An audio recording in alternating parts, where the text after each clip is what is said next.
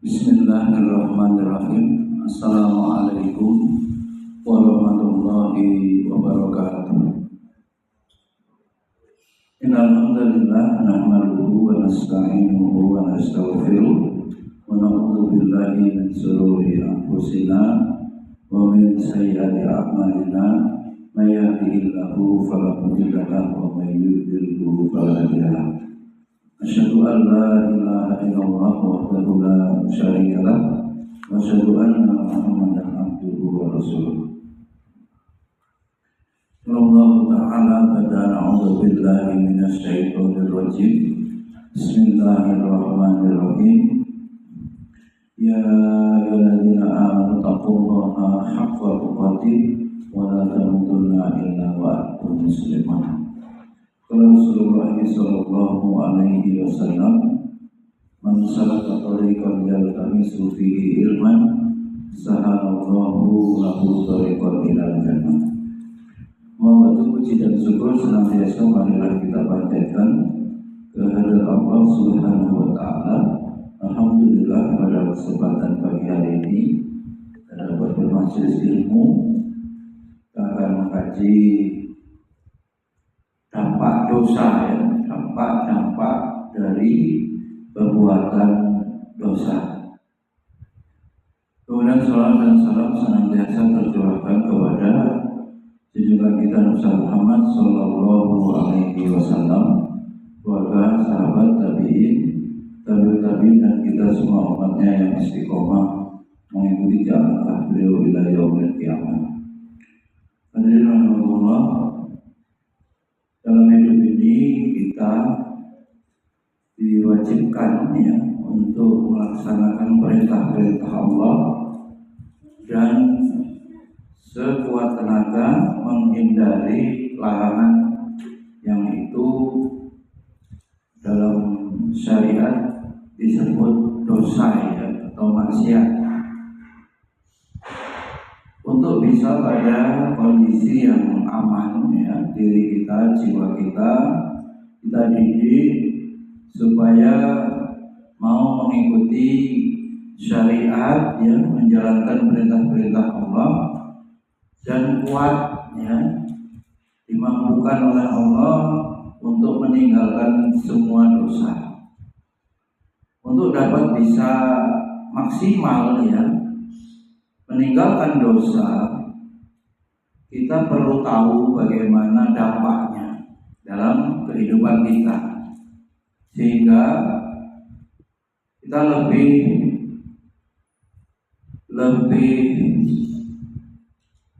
paham bagaimana kalau sampai melakukan dosa itu berdampak apa saja, atau kalau kita paham kemudian mendapatkan masalah dalam hidup kita dan bisa tahu jangan-jangan bisa jadi disebabkan oleh dosa. Santri juga belajar tidak berhasil, susah, kena marah guru, kena marah orang tua, bisa jadi itu karena dosa. Karenanya pagi hari ini kita secukupnya waktu 1 jam ke depan kita kaji dampak dosa. Yang pertama, silakan ditulis dosa itu menghalangi ilmu. Dampak daripada dosa yang dilakukan seorang hamba terhalang dari ilmu. Yang pertama, adalah ilmu yang dicari dan kita butuh betul. Hajat kita kepada ilmu itu sangat penting, harus kita penuhi. Ilmu dalam agama dikatakan sebagai nur, apa? Cahaya. Ilmu itu cahaya. Adapun lawannya kegelapan itu maksiat, ya. Jadi orang yang mencari ilmu itu sedang mencari cahaya nur, dan orang yang melakukan maksiat itu zulumat, ya. Dia sedang memilih atau melakukan kegelapan, ya. Dia memilih gelap, ya.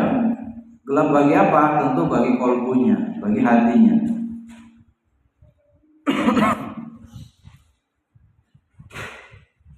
Tentu kita paham cahaya membawa kepada keselamatan yang terang.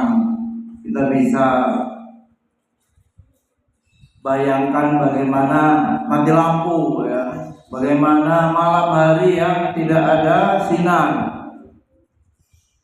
pas tidak ada perembulan, pas mati lampu, ya.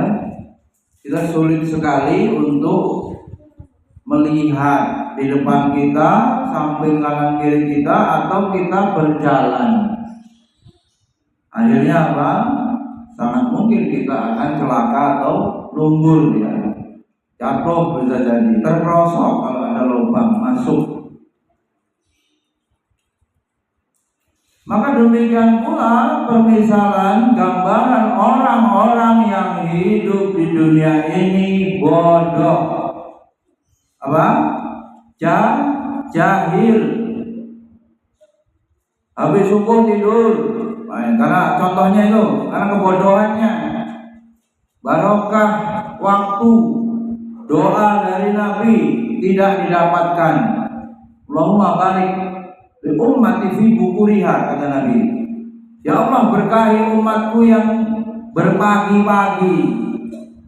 Ini contoh nih. Santri katanya masih sholat subuhnya nggak jelas, bagus. Arfan, nggak jelas sholat subuhnya. Bagaimana bisa mendapatkan keridhaan Allah? Memulai kehidupan dengan dosa, memulai kehidupan dengan kemurkaan Allah. Kamu udah 9 tahun, 8 tahun harus dilatih sholat 5 waktu. Pantas kalau hafalan Qurannya susah, lupa-lupa, dosa dikerjakan, gelap. Setiap dosa dikatakan dalam hadis satu noktah, noda hitam, yang kalau dipermisalkan lagi kolbu kita, hati kita seperti kertas yang HPS yang putih bersih tanpa ada kotoran. Pada asalnya begitu, bersih. Kemudian setiap berbuat maksiat ada satu titik noda. Sampai di sini para santri muhasabah, mengapa hafalannya susah, pelajaran agama tidak paham. Mungkin saja kalau pelajaran umum paham, beda. Belajar umum berapa cepat paham, belajar agama nggak paham, beda. Ya, lebih sulit belajar agama sebetulnya karena cahaya. Kita lihat orang kafir belajar ilmu umum gampang tuh. Sekaligus juga menjadi bukti dunia ini rendah. Allah berikan kepada orang-orang kafir nikmatul dunia, dimudahkan dalam menguasai dunia, menguasai teknologi. Tidak dengan ilmu agama, nikmat din hanya Allah berikan kepada orang yang dicintai oleh Allah. Paham akidah, paham syariat hanya Allah berikan kepada orang-orang pilihan. Mau kuliah UIN, agama, pondok pesantren sekalipun, kalau tidak mendapatkan cinta dari Allah, ilmu hanya sekedar ilmu, wawasan hanya sekedar wawasan. Gak salah-salah yang dipelajari ayat, yang dipelajari hadis, tapi tidak membuahkan akhlak mulia, tidak melahirkan akidah yang kuat, tidak melahirkan ibadah yang benar. Gelar hanya gelar. ya dosa terus dilakukan, apalagi mengharapkan barokah, keberkahan ilmu, keberkahan hidup, mustahil dia peroleh. Oleh karenanya para santri perhatikan betul, hati-hati ya. Sudah benar sekolah Islam, sekolah adab, tapi kalau tidak mau mengamalkan ilmunya, ilmu itu hanya sekedar menjadi beban ya, karena nantinya akan dimintai pertanggungjawaban. Atau orang disebut sebagai orang yang alim bila mana telah melakukan amal dari ilmu yang dia pelajari. Allah Subhanahu wa taala tegaskan para santri dalam surat Al-An'am terkait ilmu ya, ayat 122. A'udzubillahi minasyaitonir rajim. Awaman kana maitan fa ahyainahu wa ja'alna lahu nuran yamshi bihi fin nas kama misluhu fi dzulumati laisa bi khariji minha kadzalika zuyyina lil kafirina ma kanu ya'malun. Perhatikan, dan apakah orang yang sudah mati kemudian dia kami hidupkan dan kami berikan kepadanya cahaya yang terang, yang dengan cahaya itu dia dapat berjalan di tengah-tengah masyarakat manusia, serupa dengan orang yang keadaannya berada dalam zulumat, kegelapan, gelap gulita yang sekali-kali tidak dapat keluar daripadanya. Demikianlah kami jadikan orang-orang kafir itu memandang baik apa yang telah mereka kerjakan. Adalah orang kafir dalam kegelapan, dan Allah buat mereka merasa dalam keadaan baik ya, padahal dalam kegelapan. Dan orang yang beriman ya, orang-orang yang taat kepada Allah terang, mendapatkan nur, mendapatkan cahaya. Dari ayat ini ya, para santri perhatikan, setiap kali seorang hamba atau kita melakukan maksiat, maka hati kita akan ada titik noda hitam. Sebagaimana Rasulullah Shallallahu Alaihi Wasallam telah bersabda, innal abda idza akhta khati'atan nukitat fi qalbihi nuqtatun sauda. Kata Nabi, jika seorang hamba melakukan satu dosa, nih yang bully-bully mulutnya, nih yang nyumut-nyumutin barang-barang temannya, yang saling ejek nama orang tuanya, setiap melakukan itu, satu dosa akan menorehkan di hatinya noda hitam, ya, nuqtatun sauda, hatinya akan ada noda hitam. Fa idza huwa naza'a wastaghfara wa taba sugila qalbuhu. Seandainya dia meninggalkan dosa itu, beristighfar, fastaghfar wa taba, dan bertaubat, sugila qalbuhu, maka kembali apa? Nodanya hilang, kembali bersih, ya. Wa in ada zida fiha hatta ta'luwa qalbahu wa waron alladhi dzakarallah kalla bal rana ala qulubihim ma kanu yaksibun.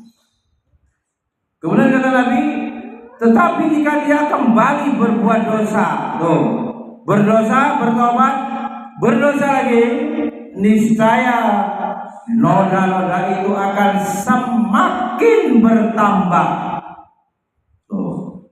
terus menghitam, tambah pekat. Itulah yang dikatakan Allah kalla bal ron. Itu yang disebut apa? Ron. Ya, diistilahkan dalam surat Mutaffifin kalla bal ron. Itulah yang dinamakan ron. Sekali-kali tidak demikian. Sebenarnya apa yang selalu mereka lakukan itu menutup hati mereka. Hadis riwayat Tirmizi. Alhamdulillah, ya. Silahkan cek dosa harian santri itu apa, ya. Apa saja tiap hari, nambah waktu yang Allah berikan, umur yang bertambah, ternyata terus juga diisi dengan dosa-dosa. Maka wajar kalau antum sulit belajar, ya, antum sulit paham. Maka di awal dan berkali-kali di lembaga ini disampaikan tidak boleh meninggalkan tazkiyatun nafs. Urgensi atau pentingnya mensucikan jiwa dalam rangka keberhasilan atau meraih kesuksesan dalam belajar. Ya, selalu ada, ya, materi-materi tentang pensucian jiwa. Sebab disitulah keberhasilan dapat dicapai atau diraih oleh setiap santri yang menuntut ilmu. Alhamdulillah, hati menjadi gelap, ya. Hati itu pekat tadi, gelap. Baik. Dulu ya Rabi. Jangan ngobrol.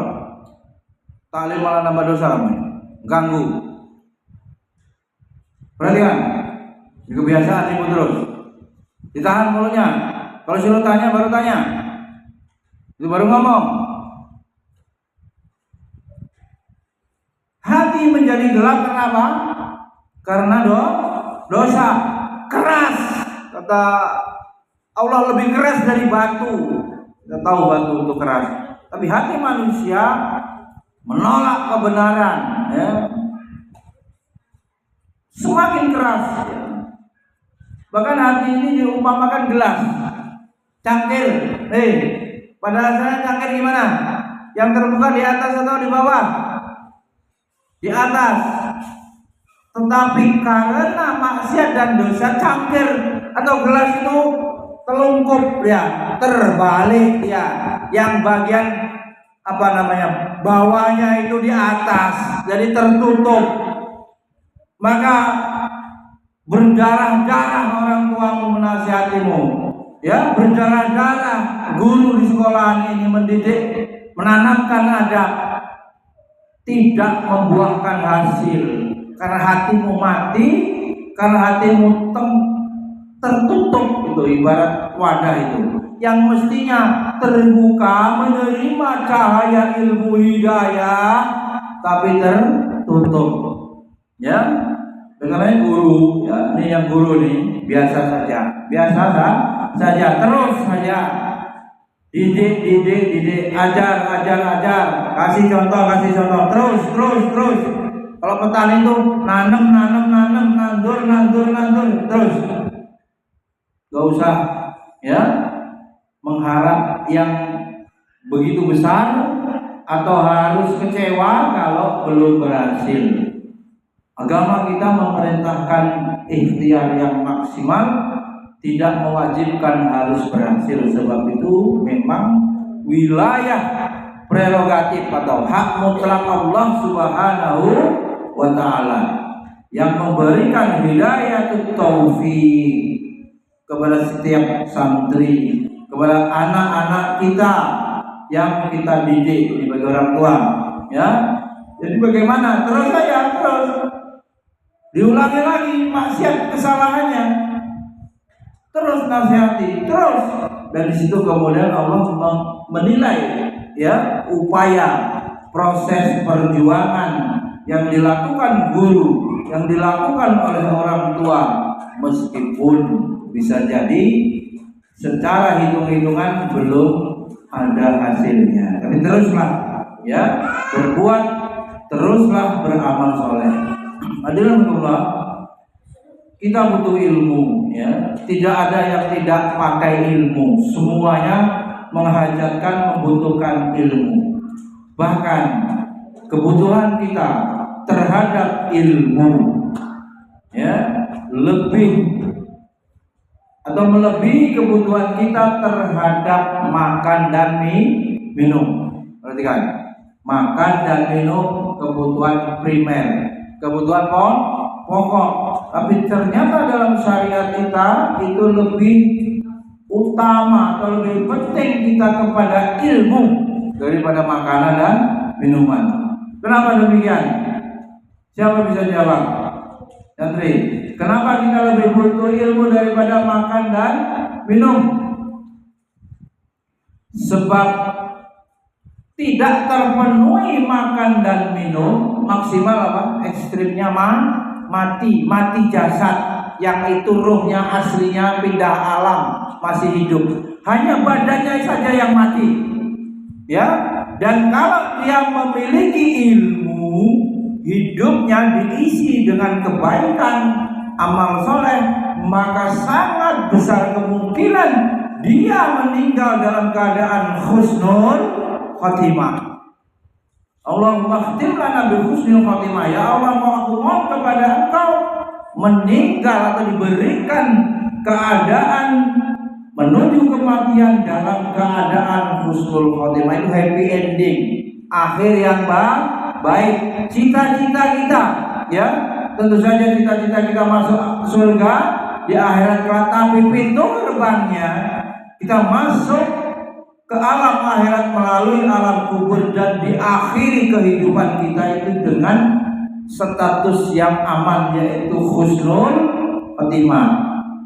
Maka orang yang memiliki ilmu itulah yang mungkin, itulah yang dapat memperoleh husnul khotimah. Berbeda dengan orang yang tidak memiliki ilmu tapi terpenuhi kebutuhan makan dan minumnya. Ini jangan-jangan atau besar kemungkinan dia terpenuhi kebutuhannya, hanya bermaksiat hidupnya. Makan minumnya tegak, badannya hanya digunakan untuk dosa. Ya, oleh karenanya dia kehilangan hidayah ilmu, sama saja mati sebelum mati.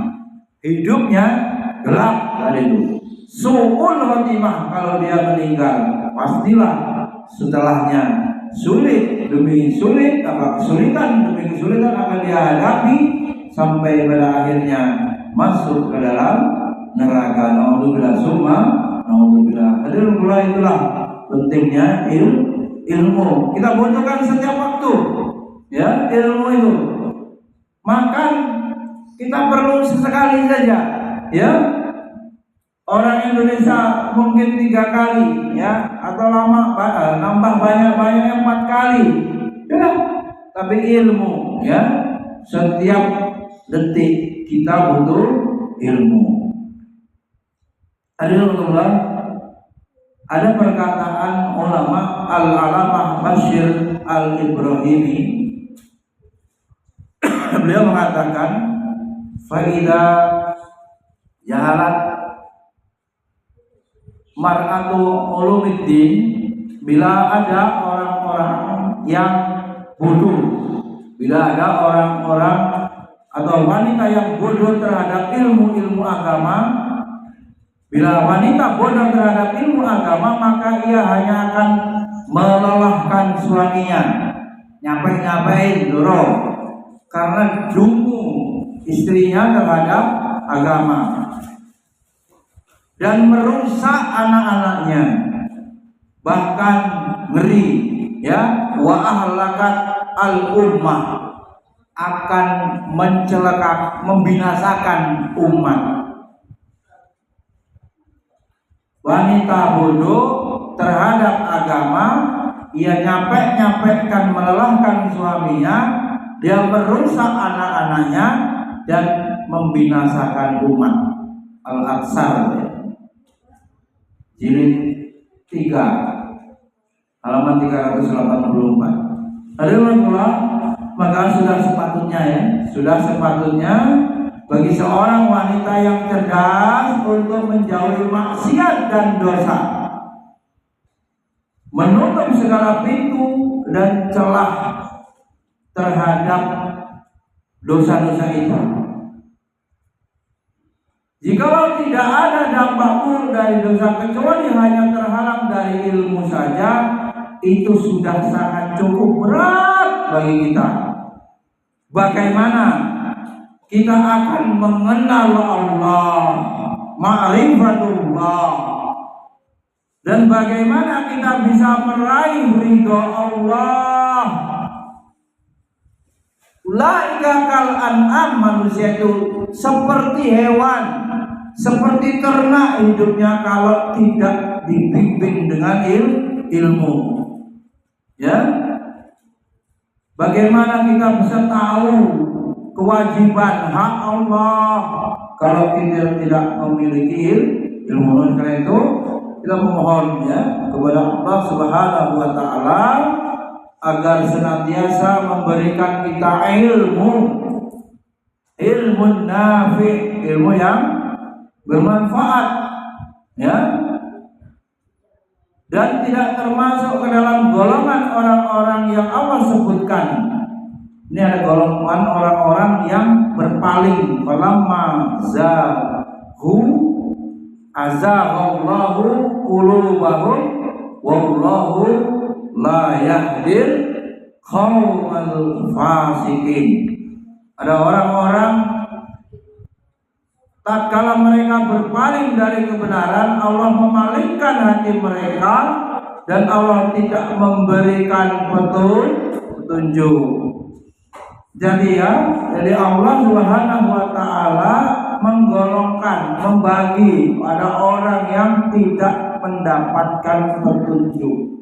Yang sampai itu termasuk kita. Maka kita betul-betul mohon, ya, jangan hanya memohon harta kepada Allah itu, mintalah yang paling mulia, ilmu, ya, minta hidayah. Ya, tentu saja ilmu itu adalah jalannya untuk memperoleh hidayah. Bahkan Allah berfirman, nasrullahu fanasiyahum, mereka telah lupa, lupa kepada siapa? Kepada Allah. Bahkan karena manusia lupa kepada Allah, dihukum oleh Allah, fanasiyahum, maka Allah pun lupa kepada mereka. Jadi kita tidak ingat kepada Allah, Allah melupakan kita. Selesai hidup kita ini, kalau dalam hidup ini kita telah dibuang, kita telah dilupakan oleh Allah Subhanahu wa taala. Alhamdulillah, para santri muhasabah ya, kembali saya ingatkan mengapa ilmu yang sudah dipelajari dari jam 7, sudah sholat, apel, zikir sampai jam 16:15 hari ini kita rubah, kok belum menambah keimanan dan ketakwaan kita kepada Allah Subhanahu wa taala? Jangan-jangan seiring belajar, seiring itu sejalan dengan belajar, ternyata berbarengan pula dengan berbuat dosa.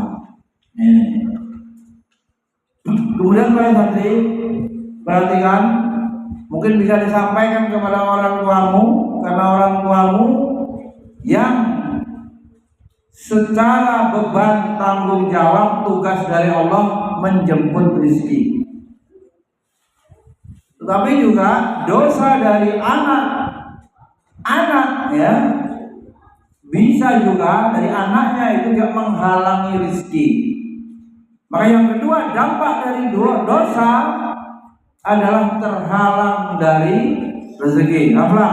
Pertama, dampak dosa terhalang dari ilmu. Yang kedua, terhalang dari dosa. Nah, dosa dan maksiat ini, poin yang kedua, akan menghalangi seseorang dari mendapatkan rezeki dari Allah. Nggak dapat rezeki. Rezekinya itu luas loh ya. Rezeki dalam makna di sini bukan hanya sekedar uang. Pan, usah rezeki kamu. Bukan hanya sekedar uang. Rezeki itu luas. Kesehatan, nikmat, bisa ibadah. Kamu sekolah lama, dari pagi suruh sholat, suruh baca Quran, itu rezeki itu. Ya, banyak ibadah waktunya yang digunakan ibadah, rezeki itu. Ya, kalau sekolah yang pulangnya sebentar, belajarnya seberapa, beramal ibadah sunnahnya seberapa. Ya, dan hari-hari kita isinya adalah ya apa yang kita lakukan itulah nanti menuju kepada kematian. Ya, apa yang kita lakukan hari demi hari waktu kita siapa, begitulah gambarannya nanti kita akan memperoleh hasil ya panen di akhirat itu dari mana asalnya? Dari apa yang kita isi setiap hari, apa yang kita lakukan setiap harinya.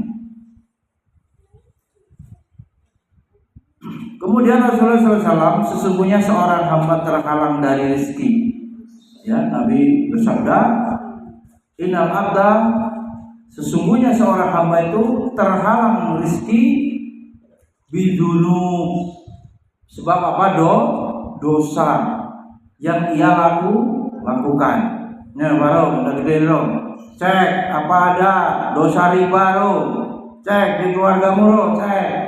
Jangan-jangan ada hutang riba, jangan-jangan ada bisnis riba. Itu pasti dosa, menghalangi ya. Atau yang terhalang dari rezeki secara maknawi berupa kemudahan untuk melakukan amal. Diajak ngaji satu lembar sudah capek, diajak main HP, game, atau permainan atau ngobrol apa saja itu bisa berjam-jam kuat.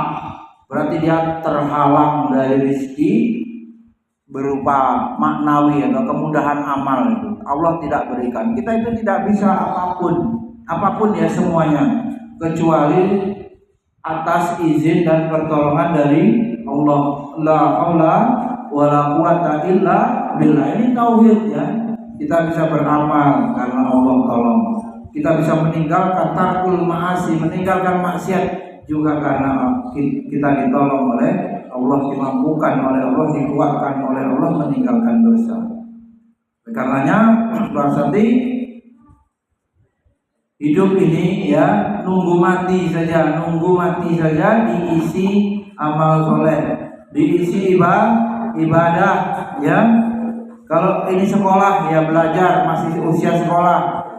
Kalau sudah berkeluarga tentu kewajibannya menjemput rezeki, bekerja.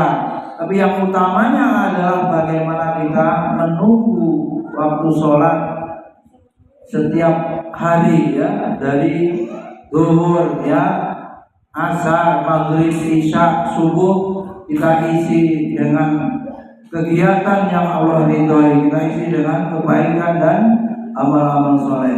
Lalu Allah Subhanahu wa taala dalam surat Taubah ya berfirman, tetapi Allah tidak menyukai keberangkatan mereka, maka Allah melemahkan keinginan mereka. Walakin karihallahu, Allah nggak senang anbi'atsahum fasabatuhum. Karena tidak disukai Allah membuat hamba itu nggak kuat ibadah, lemah. Keinginan beramal soleh pun nggak ada motivasi, himmah, nggak punya kemauan yang kuat beramal soleh.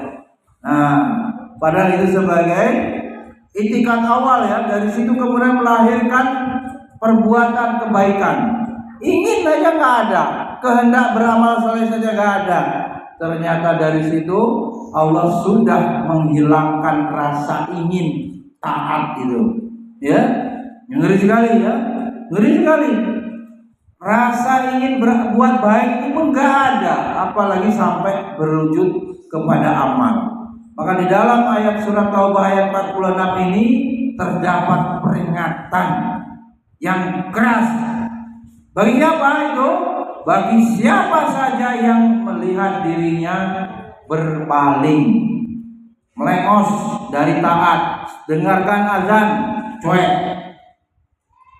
Waktu luang ada, bisa sholat sunnah, main-main.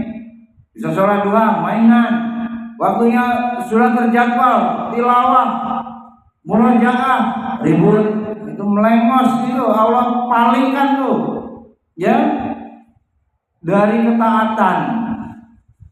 Yang ngerinya ini perhatikan santri, boleh jadi, bisa jadi Allah Subhanahu wa taala membencinya. Guru gak kurang-kurang, orang tua udah nyekolahkan yang benar, kamu tidak mau berubah. Ngeri kalau Allah ternyata benci kepada antum yang begitu itu. Ya, ini ayatnya jelas.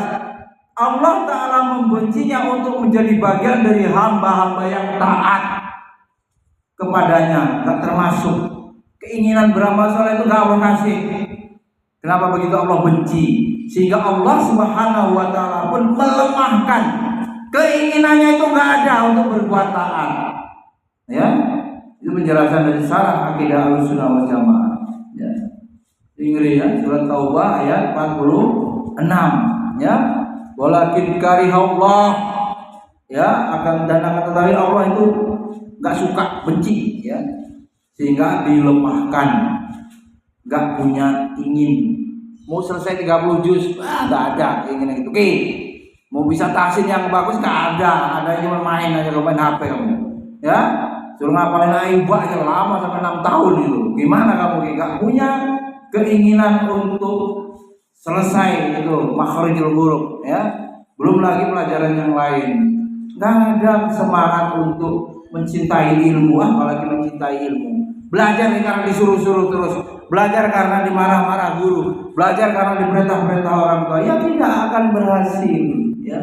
Tidak akan berhasil. Al-Fudail bin Iyad rahimahullah berkata, apabila engkau tidak mampu untuk qiyamul lail, ngeri, indikator orang itu benar, ya, terselamatkan dari dosa, ternyata qiyamul lail di sini.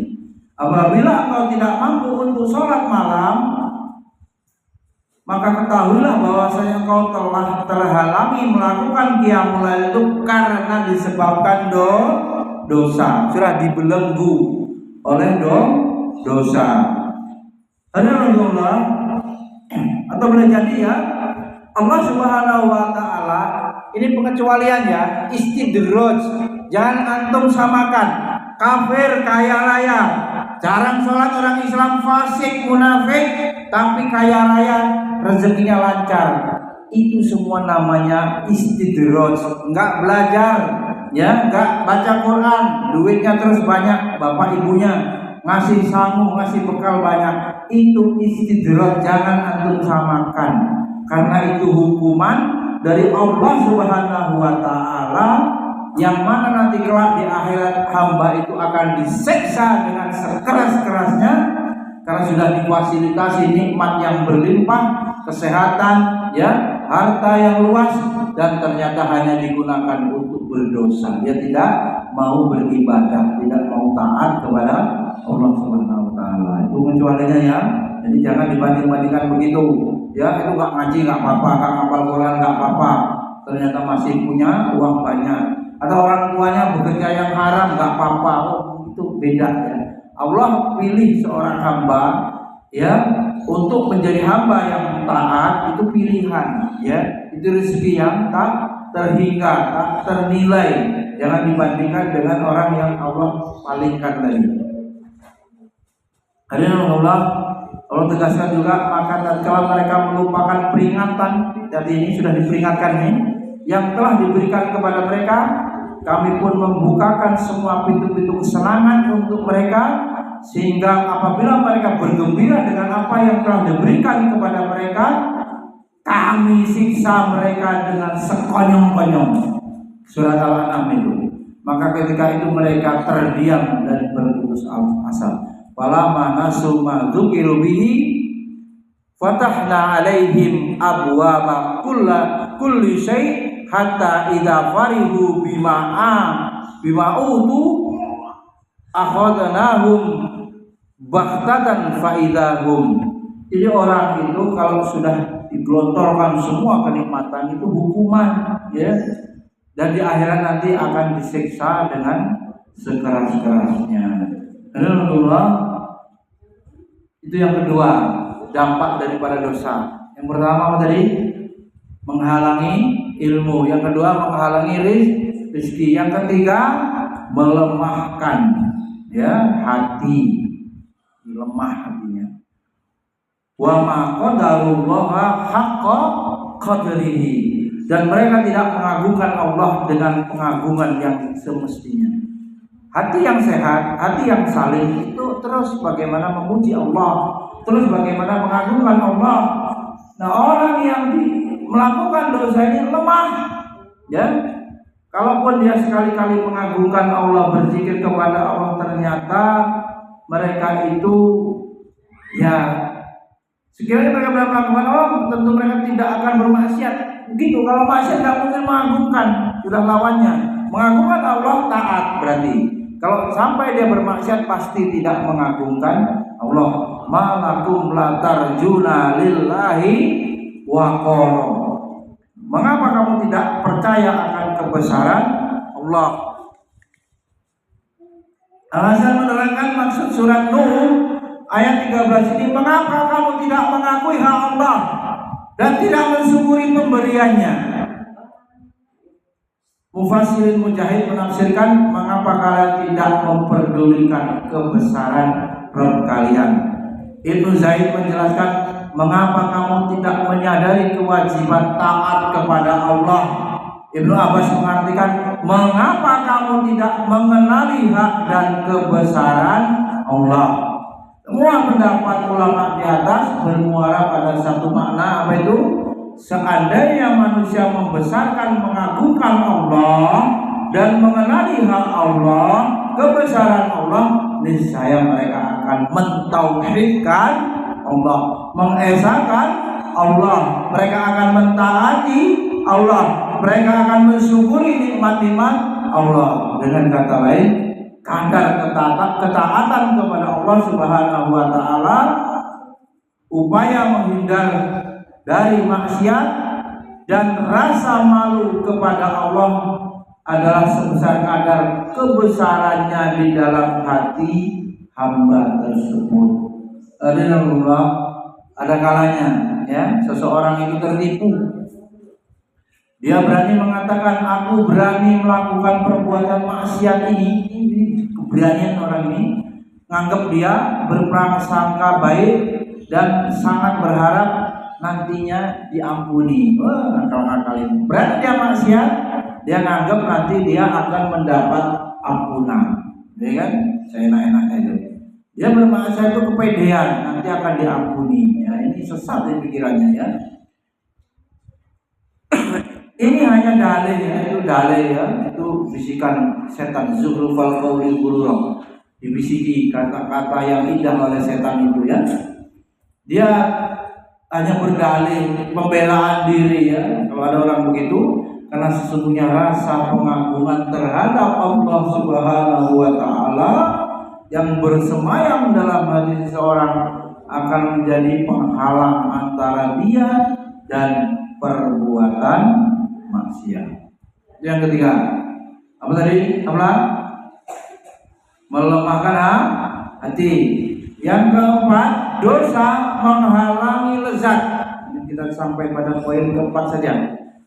Orang yang bermaksiat dan dosa akan dihilangkan rasa lezat dalam ibadah. Nah, ini orang healing, orang nyari bahagia, orang nyari kesenangan. kemana-mana, ke pucuk-pucuk gunung ya, ke seluruh penjuru. Dia lupa bahwa nikmat bahagia itu diperoleh dengan taat, ya, lezatnya ibadah. Pengen sholat itu enak gitu, baca Quran itu tenang, bersedekah itu lapang, ya, qiyamul lail itu merasa terang gitu ya, beban-bebannya ringan. Lezat ibadah itu bisa diperoleh bila meninggalkan dosa. Ya. Jadi kelezatan dan rasa manis terdapat pada sebuah ibadah yang dilakukan, ya, itu bila dia meninggalkan dosa. Jadi nggak cukup, ya, nggak cukup orang itu beramal soleh tapi berdosa, nggak cukup, ya. Dia mau ibadah tapi yang mau maksiat nggak bisa. Sholat ya sholat, maksiat ya jalan, nggak bisa. Dia tidak merasakan kelezatan. Itu udah otomatis. Misalnya diumpamakan madu, ya, gula. Tapi manis yang lebih besar dari semua rasa manis itu adalah rasa manis yang didapati oleh seseorang di dalam hatinya. Kolbunya itu enak gitu. Kelezatan yang tidak setara dengan apapun, tidak, ya. Kemudian ruh kita senang, ruh kita ini senang, ruh kita ini urusannya senangnya ketaatan, ya, urusannya ibadah, makanannya ibadah itu, hidup ruhnya, ya. Hati kemudian juga bergembira dan dada pun lapang, ya, sehingga terlupakan rasa lelah loh. Masalah-masalah itu, letih, ya, dalam mengerjakan ibadah itu, atau lapar itu bisa hilang kalau puasa, hausnya juga hilang karena kalah dengan rasa lezatnya ibadah. Abdullah bin Wahab mengatakan bahwa semua kenikmatan di dunia, semuanya loh, ya, kenikmatannya hanya sekali kemudian hilang. Tuh, nikmatnya sekali, makan nikmatnya sejengkal, udah lewat tenggorokannya sejengkal, udah tahu lama. Ya, setelah mulut kerongkongan satu jengkal udah masuk ke perut, sudah tidak ada lagi rasanya, sama saja makanan apapun itu, ya. Kenikmatannya hanya sekali kemudian hilang, kecuali nikmat ibadah. Perhatikan, padanya ada 3 nikmat. Ya, ibadah itu ada 3 nikmat.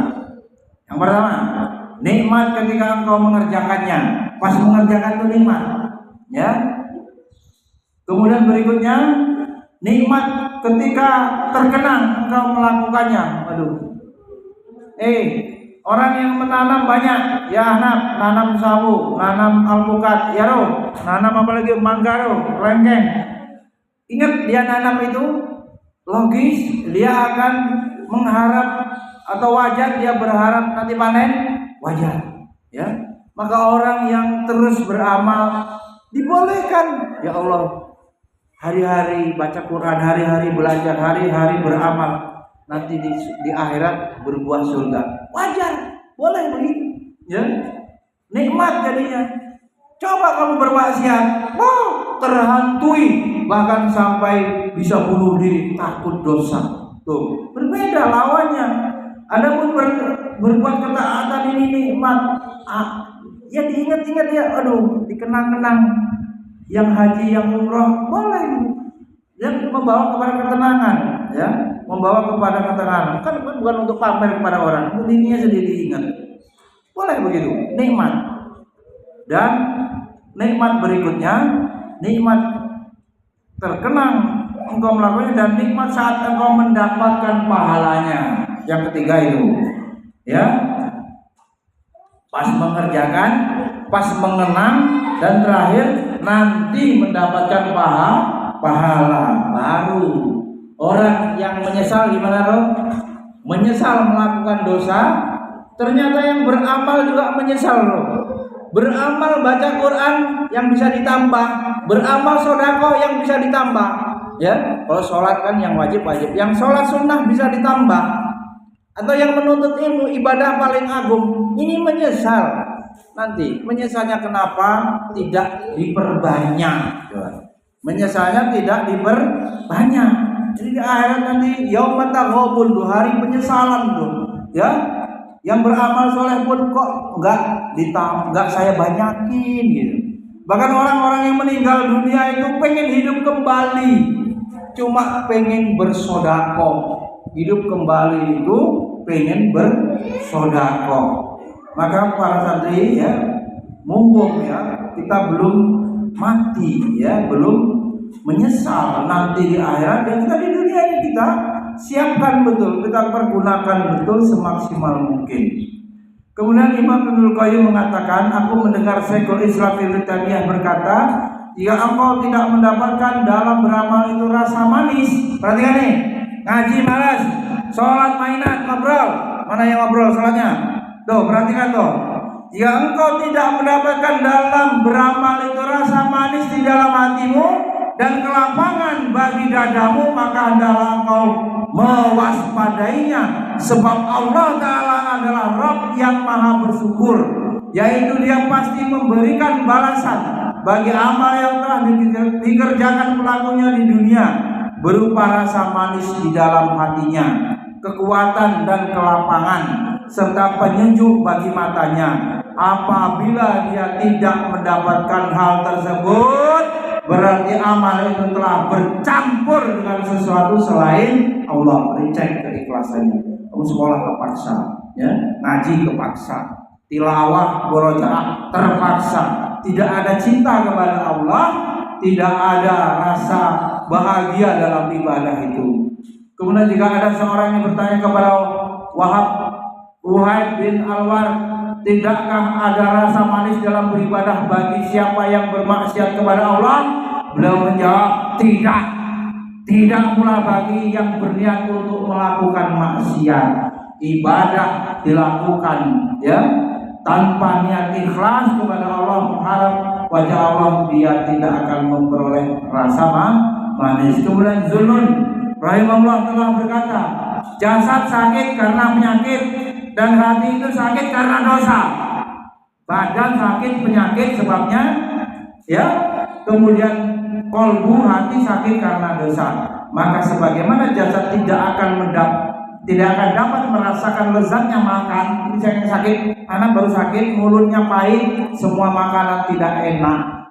Maka seperti itu pula dalam hati, dia tidak akan mampu untuk merasakan nikmatnya ibadah, sebab dia melakukan perbuatan dosa.